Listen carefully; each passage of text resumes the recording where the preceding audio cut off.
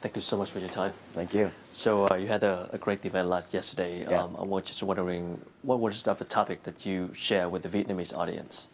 What I shared yesterday was the outline of a formula for achieving success, making money, that applies to basically any business or industry, any job function. So it's really an overall formula that allows you to take any vision you have for the future, a goal, any outcome that you want, and the word we use is an intention, that you create an intention, and then to turn that intention into a reality. And the way you do that is by learning how to navigate through both worlds of success, which is the inner world, what happens up here, your mindset, and then the outer world of success, which is your real world business strategies.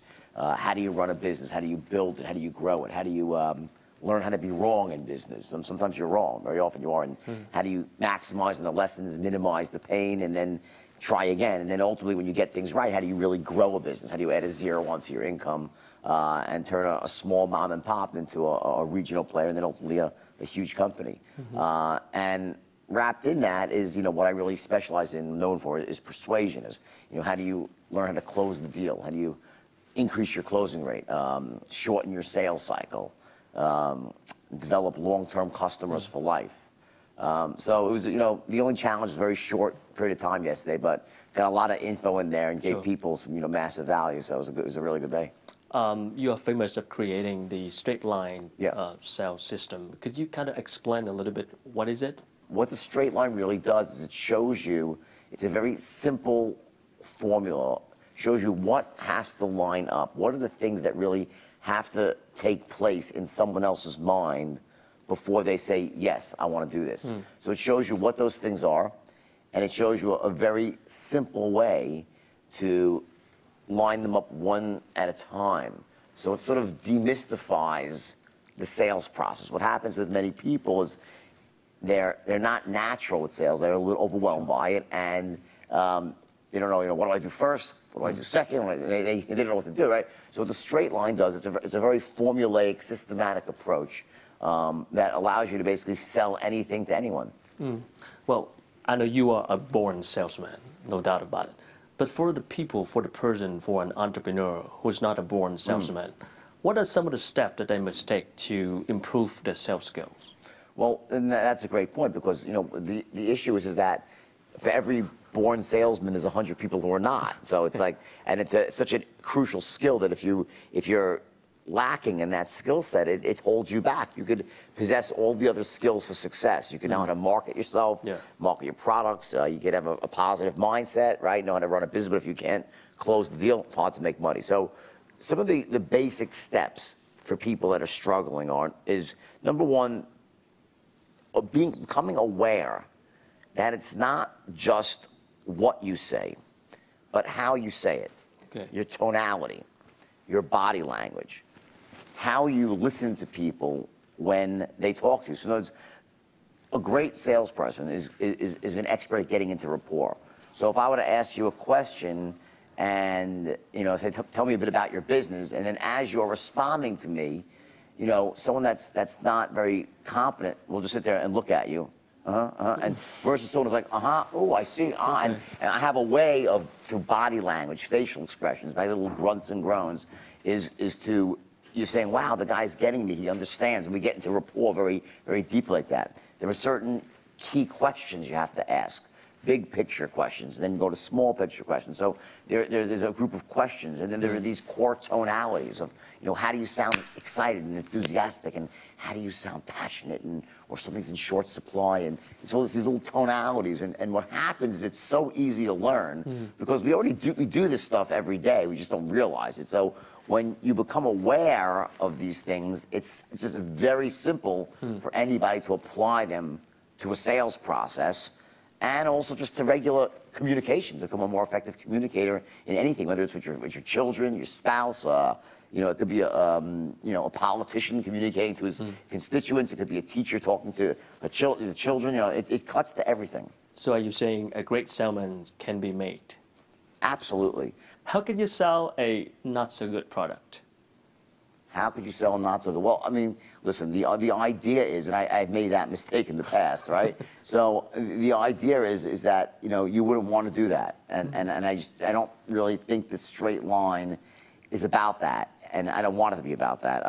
You know, the idea is to use the straight line system to help people solve their problems, get the things they need, resolve their pain, not to sell someone a crappy product so you can make a commission. So my suggestion is, if you have a product that's really not good and up to snuff, either get a new product or get a new job if you work with the company, because you don't want to be out there selling garbage. It's just, you know, it's something you don't want to be doing. Sure. You had quite of a life back then. You went up to the top, you went down to the bottom. I mean, looking back at the whole journey, what were some of the biggest lessons in terms of being an entrepreneur? Well, one of the biggest lessons is what I just said, is that, you know, this, you know, when I say you don't want to be selling things that aren't the best, I've made that mistake where I sacrificed quality. I grew so fast that I couldn't come up with any more good companies, good stocks, so the quality started to drop. So I think that's one crucial lesson, is that at the heart of all business success, it's about delivering value, learning how to make money, how to monetize value. So if you're not delivering value, you're just looking to get money back, it's not a sustainable strategy. So certainly that's, you know, focus on giving value. And in business, it's very easy to monetize value once you know the rules. So focus on value. Number two, I would say is that understanding the importance of cash flow versus profits. I think a lot of people, when they're getting into business, they don't understand the importance of cash and what that really means to a business, and how being in a strong cash position allows you to make really good decisions. And also that very often in a business, especially a new business, there are very simple ways to dramatically improve your cash flow, to cut certain types of deals with suppliers and banks, and just the way you structure your business. So you can actually manage your cash flow. It's certainly a very powerful lesson. And then also, you know, I think one of the things I've learned just through all my big successes and failures is that ultimately we're defined as human beings, as business people and as people, by what we do when we're wrong. How do we handle failure? How do we handle getting knocked down? Do we let it destroy us, or do we pick ourselves back up and learn from it and grow stronger? So I think one of the great lessons for myself is that, you know, within every failure lies a lesson, and if you're willing to embrace that lesson and grow from it and learn and work harder and try again, you could ultimately become more powerful than you ever imagined. Yeah, but the world today, the business world today, is so much different from back in the 90s. I mean, from your opinion, do you think there are some business concepts that are still applicable today, and some of the concepts that has worked before but don't work today? Oh, I don't think the business world is any different than it was. There's the same rules apply. If there's one thing that's different, it's just that things are moving so fast. But the actual overarching rules of business, they're no different. You know, we see these aberrations out there, and you know, we get the wrong idea because, you know, we'll hear about a company like a WhatsApp where they go out and they get sold for like $19 billion. You know, they never had any revenue, and we wonder how they did that. And you know, we hear about you know, companies like Uber where there's this mega growth around the world. But those situations are not typical. They're not typical situation. And they have massive amounts of venture capital behind them. So while they're not making any money, they're raising tens, if not, you know, $100 million from Wall Street and bankers around the world. So, you know, I just think it's important that people are aware, the average person is aware, that that's not really a duplicatable strategy. The average person has to be grounded in the real world. So there are things that have changed. For instance, online. It's become such a huge aspect of business. But the concept of what does online mean? Well, all it really means is it's a new place to get your leads. You still had to get leads in the world 20 years ago. You got to get leads today. How you monetize those leads? Well, yes, with online you can take the sales process a bit further sometimes, depending. You can almost generate some amount of money without ever speaking to someone. But even then, you're required to have your message out there, either on a video or in copy. So it's you know, things aren't that much different. What's really happened is the, you know, the online revolution has sped things up. It's created a paradigm shift in terms of where marketing dollars are being spent. So there are new things to be learned, like, you know, how do you navigate through social media? How do you navigate through the internet? But the rules of the game are the same. And it's about, you know, delivering value at a price, learning how to identify your target market, who's your best buyer. The rules aren't any different. For startups and entrepreneurs in, let's say, emerging markets like Vietnam, what is the chance of getting in touch with the venture capitalists in the West? It's minute.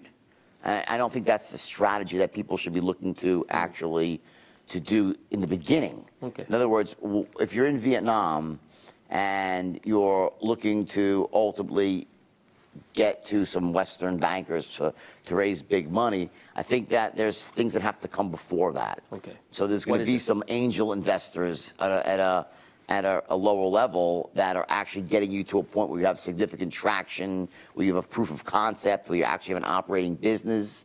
And then ultimately, yes, you can get money from a Western banker, you know, from venture capitalists. But again, for the most part, you're going to start off in Vietnam, going to people in Vietnam who are wealthy and successful, getting your first capital there. And then once you have your strategy a bit more substantial, I think it's much smarter for people to start and get traction using money locally. There's so much money in Vietnam right now. You can find, once you know how to raise venture capital, you can get money in Vietnam. Sure. And then once you do and you grow the business, then you can start looking to raise bigger money. You did a lot of trainings on the mindset, let's say, turning the intention, the ideas into reality. I mean, if people have a great idea, what should they do to turn it to reality? What are some of the first steps? Well, the first step is just to get clear on really what you want, and it's a step that most people never take. They, you know, they will set a goal. And a goal is very different than having a fully integrated vision where you can really see what the business looks like, what your life will look like in 5 years from now, and why. So to really, you know, to insinuate yourself, to get that vision so clear, because that serves as your target. And without that, it's very, very hard to see. So that's certainly one crucial aspect of getting started, is having that vision for the future. And then the second aspect is learning how to share that vision with other people, because you're going to need other people on your team. This is where the communication skills start coming into play. Whether it's going to be to hire key employees, to get people to want to buy into your vision, whether it's be for raising money, right? So that's certainly the next step is communication. And the third step is the actual real-world business strategies that allow you to deliver the value and make money, versus go out there and try to deliver the value and it costs you more than you're selling it for, which is what happens with a lot of people. They don't understand how to run a business. So when I talk about manifesting success, harnessing the power of intention, what I'm really talking about is a combination of mindset and strategy, seamlessly integrated to form one cohesive strategy that runs from the outer world right to the end. It's just sort of this endless loop, and you take your ideas and put them into this loop, and they turn into reality. For an entrepreneur, how do they look for good opportunities? Well, you know, listen, there's lots of different you know, ways that people brainstorm and come up with great ideas. You know, listen, number one, I'm a big believer in that people should first start off and try to do something in their area of their passion, what they really enjoy, what they love, right? Sometimes that's not possible. In truth, it's not. You know, the money is not in your passion. It's somewhere else, right? You know, one of the things that I've always had success of is not so much inventing ideas, you know, inventing new markets, but taking ideas that are out there and making them more accessible, more user-friendly. You know, a great example is Apple. You know, Apple didn't invent the phone. They didn't invent the music player, right? I mean, the first person that really knocked the music player out of the market was Sony with the Walkman, right? But then Apple came along with a much better, and before they had these MP3 players that were impossible to use, right? You know, there was lots of cell phones out there and so-called smartphones before Apple invented the iPhone, but they found a better way. So I think that, you know, one of the you see entrepreneurs is they're always looking at what's going on and trying to find a better way. I think that's a really great starting place, is to you know, go to your area of passion that you love, see what people are doing, and just, you know, and just sit there and try different combinations, and eventually, you know, you might hit on something, and eventually you will if you keep going at it. And then it's about running your strategies for manifesting the ideas you have. I want to go back to selling a little bit. For an entrepreneur, a leader, how do you recruit and manage a team of talented salesmen? How do you recruit salesmen? Well, for me, and again, you know, it depends on what industry you're in. It depends on what your core skill sets are. For me, it's always been so easy to train salespeople from scratch. Because you are born salesman. So and also with the straight line system, it's just very easy to train people. It's a very duplicatable system. So for me, it's always been that I like to hire people who weren't already seasoned salespeople but had desire, and I could train them myself. So for me, I like that. But it's not always the best way. There's some industries where you can grow much faster by hiring people who have experience but that want to become indoctrinated into a new system. The risk you run with that is that there's not as much loyalty. There's a lot of bad habits they bring into your company. So you have to be prepared to have an indoctrination period where you're actually taking seasoned salesmen and moving them into your process. So, but I think you know, you can go both routes. You can train from scratch, hire seasoned people, but if you're going to hire seasoned people, you have to then indoctrinate them to the way you want things done. So now, after everything have passed, I mean, you're now making a new life. What is your mindset and approach to doing business now? Anything changing from the past? Well, you know, for me, it's an interesting journey because, you know, the movie was such a huge success around the world. Yeah. And I think it was also like the movie was like illegally downloaded like 31 million times. So just people keep watching it again and again and again, right? It's a huge success. So for me, it's about, you know, protecting my brand, growing my brand, and, you know, spreading the messages that I have about, you know, empowerment and making money ethically, learning how to harness the power of intention, learning how to become a closer. And, you know, I've had massive success all over the world in markets like Vietnam and Australia and the United States, right? So, you know, for me, it's really, you know, about methodically. For me, it's like I'm not in a big rush because, you know, it's like my business is it does really, really well. Yeah. And there's only, you know, I'm in all these different countries around the world, right? So, you know, I'm working on a couple of different ideas right now, really how to leverage my brand through online offerings, through coaching programs and stuff like that will allow me to sort of move beyond me going and giving a speech and getting paid, which is fabulous because I make a lot of money, but it's trading time for money. So the idea is then to build a business around that. And you have a goal to pay back all the debt from the speaking tours? Well, I'm almost paid back. I mean, it's actually not that much left. So I'm actually trying to get down to the number. The number is probably around 11 million. That's it. It's not much anymore. It was started off at like 100. So would you return back to Wall Street? Have you ever thought about it? No, I wouldn't. Well, I mean, I already do stuff on Wall Street. So it's not that I already do banking deals and stuff. But you know, to me, Wall Street's a great place. I have a lot of friends there, but you know, at this point, I think Wall Street's a young man's game. If I was 22, maybe I'd go to Wall Street, you know. But, you know, I kind of like my life the way it is. I live on the beach. I love traveling around the world. I love mentoring people and, you know. So, I mean, looking back to your journey, I mean, from the stuff that you're sharing in your book, what was the biggest mistake that you made that you think you could have done differently? The biggest mistake, you know, there was a couple. One of them was simply growing too fast. The straight line was so effective that I could train anyone and make them into a great salesperson. But the problem with that was they would sell so much, I ran out of products. I couldn't keep up with stock, and then and then what happens is like the quality. When you have nothing to sell, you go, well, I guess I'll sell that. The quality. In retrospect, I should have slowed down. I should have slowed down my growth. That would have had a huge positive effect on my ability to maintain control.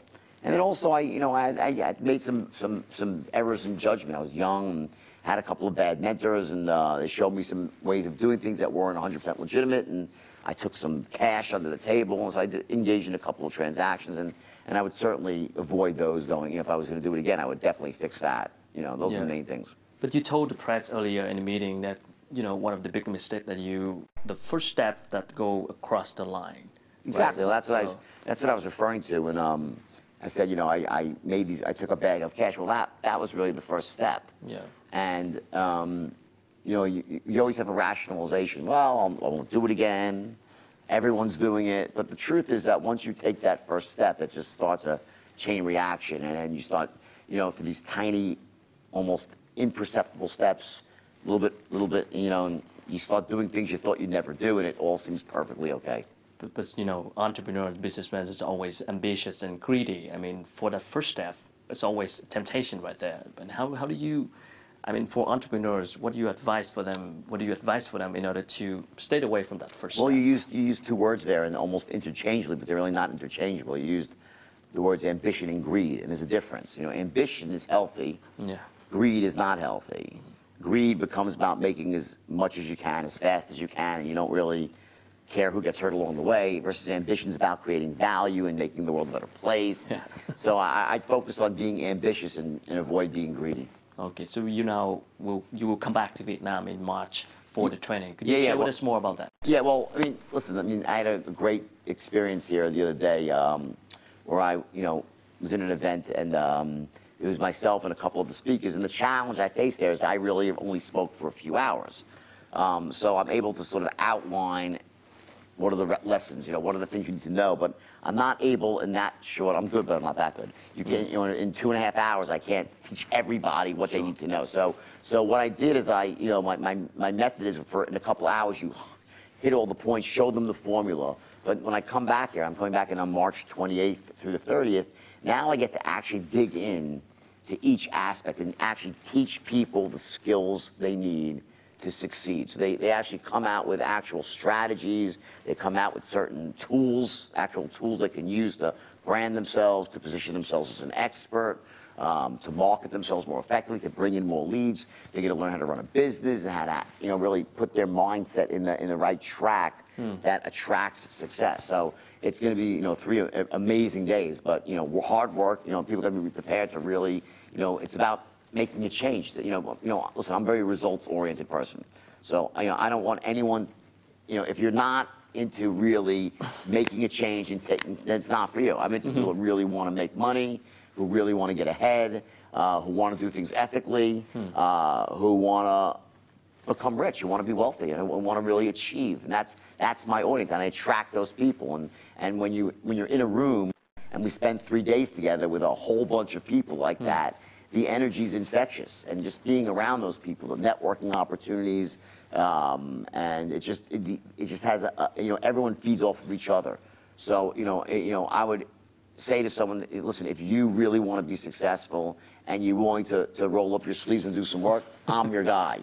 If you're looking for a get-rich-quick scheme and I'm not your guy. But but I can take some. But if you really have desire and you're willing to work, I can show you how to take any idea you have.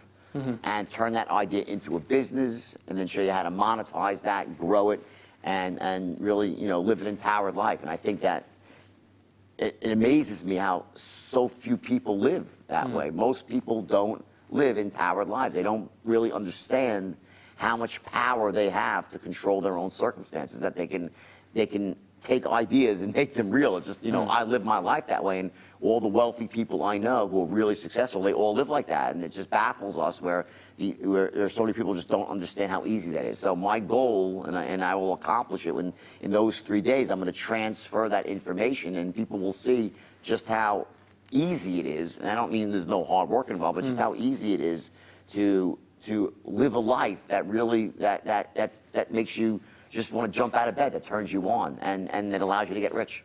What do they prepare if they want to get the most out of it? Well, if someone goes to the website, you could probably put the website on the bottom here.